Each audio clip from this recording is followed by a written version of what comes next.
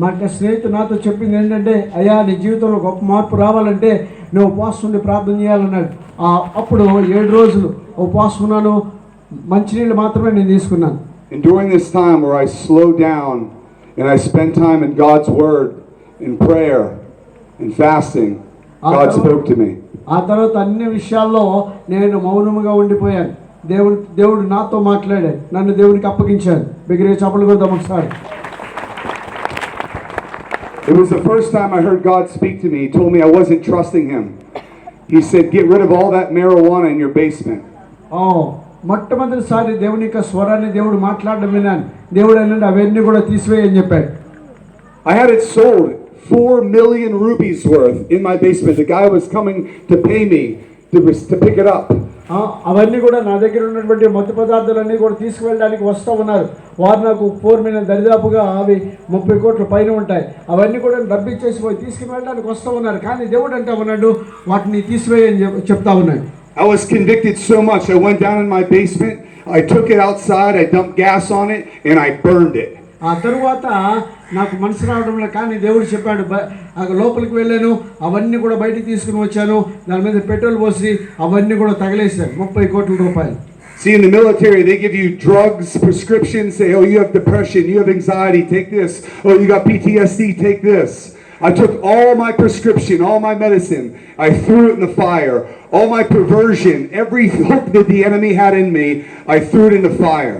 కానీ అప్పుడు నేను ఏం చేశానంటే నా దగ్గర ఉన్నటువంటి ప్రతి వస్తువును, నా దగ్గర ఉన్నటువంటి ప్రతి సామగ్రిని ఏం చేశానంటే తీసివేసి దాని యొక్క అగ్నిలో వేసేసాను. Every idol I had, every god that I worshipped went in the fire. నేను ఆరాధించే ప్రతి ఆరాధ్య దైవం ఏదైతే ఉందో, నేను దేనైతే ఆశపడుతూ ఉన్నాను, నా ఆశలు కోరికలు అన్నింటినీ కూడా నేను అప్పుడు ఆ అగ్నిలో వేసేసాను. I cried out to God to forgive me. He came down, he touched my body, he healed my mind, he healed my body, he put a new heart in me, he changed my life. One encounter with God changed my life. అప్పుడు నేను ప్రార్థన చేశాను, దేవుడు దిగి వచ్చాడు, నా యొక్క మనసును ఆయన ముట్టాడు, నా హృదయాన్ని ఆయన తాకాడు, నా శరీరాన్ని స్వస్థపరిచాడు, నాకున్న సమస్తాన్ని కూడా దేవుడు ముట్టి నన్ను ఒక నూతనమైన వ్యక్తిగా దేవుడు నన్ను చేశాడండి. And see what God did for me. దేవుడు నా జీవితంలో ఒక అద్భుతాన్ని దేవుడు చేస్తే నీ జీవితంలో దేవుడు అద్భుతం చేయడా? Jesus wants all your heart. ఎందుకంటే యేసయ్య మన హృదయాలన్నీ కూడా ఆయన కావాలి. Life is very short. మన యొక్క జీవితము చాలా సంకుచితమైనటువంటిదండి. The Bible says it's like a vapor, here today and gone tomorrow. అది ఎలా ఉంటుందంటే నీటి పొడుగు లాంటిదో, ఇప్పుడు ఉంటుంది తర్వాత వెళ్ళిపోతుంది. Right now, I want some of you to think, what's hidden in your life? What's in your basement? What are you hiding? What's keeping you separated from God? దేవుని యొద్ద నుంచి ఏది నిన్ను వేరుపరుస్తుంది రాత్రికాల సమయంలో ఆలోచించాలి, దాన్ని నువ్వు తీసివేయాలి. If you died today, would you go to heaven? Are you serving Jesus? Does Jesus know who you are? ఇక్కడ యేసయ్య ఆయనకి తెలుసు నువ్వు ఎవరు. ఈ రాత్రి నువ్వు మరణిస్తే నువ్వు ఎక్కడికి వెళ్తావు? పరలోకానికి వెళ్తావా, నరకానికి వెళ్తావా? And last thing I'm going to say here, some of you may not know what the gospel is, or who is this Jesus? And I'm going to explain it really quickly. ఈ రాత్రి కాల సమయంలో యేసయ్య అంటే ఎవరో కొంచెం త్వరగా దాన్ని మీకు చెప్పాలని నేను ఆశపడుతూ ఉన్నాను. There is one God.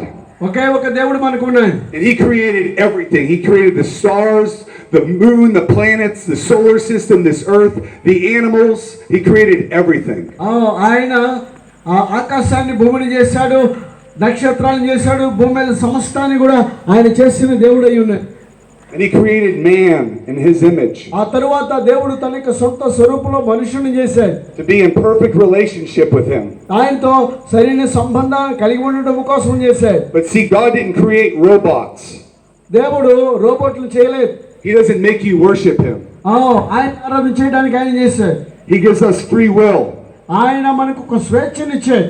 And man chose sin.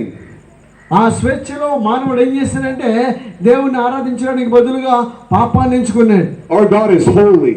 మన యొక్క దేవుడు పరిశుద్ధుడై ఉన్నాడు. He can have nothing to do with sin. ఆయన పాపం అంటే ఏమిటో తెలియదు.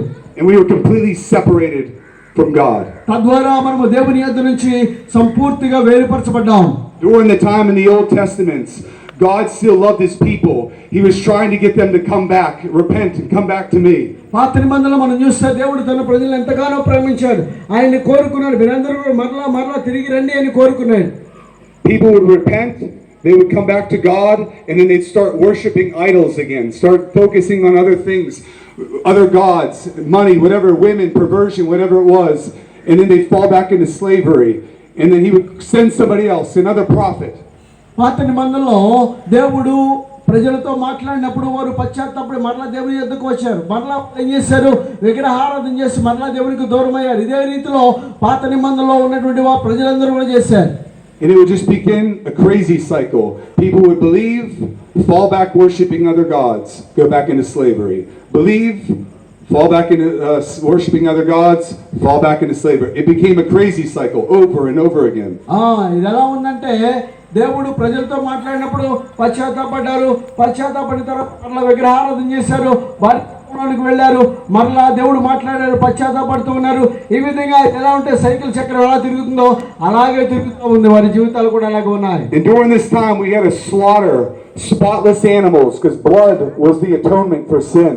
ఎందుకంటే దేవుడితో సమాధాన పడాలంటే, నిన్ను పరిశుద్ధపరచుకోవాలంటే అక్కడ బలిదానం కావాలి. వాటిని బలులను అక్కడ అర్పించారు.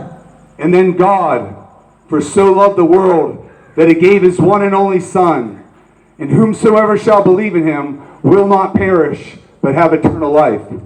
కానీ తరువాత ఆ దేవుడు తన కుమారుని పంపించాడు. ఆయన యందు విశ్వాసం ఉంచువాడు నశింపక నిత్య జీవం పొందును ఆయన మనకు అనుగ్రహించాడు. God loved you so much, he sent his one and only Son, Jesus. యేసయ్య నిన్ను ప్రేమిస్తూ ఉన్నాడు, అందుకని తన కుమారుని నీ కొరకు పంపించాడు. He dwelt upon the earth. ఆయన ఈ భూమి మీద ఉన్నాడు. 100% God, 100% man. ఆయన 100% మనుషునిగా ఉన్నాడు, 100% దేవుడిగా ఈ లోకంలో జీవించాడు. He had to live a perfect life. ఆయనకు పరిపూర్ణమైన జీవితాన్ని జీవించాడు. The devil tempted him just like he tempts us. సాతానుడు మనల్ని ఏ విధంగా అయితే శోధిస్తూ ఉంటాడో అదే రీతిలో సాతానుడు కూడా యేసయ్యను శోధించాడు. If Jesus would have sinned one time, it would have all been over.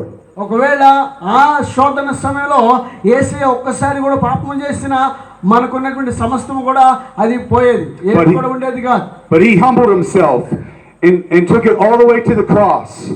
కానీ తను తగ్గించుకున్నాడు. ఆ యొక్క పాపం ఏమాత్రం కూడా ఆయన ఒప్పుకోలేదు.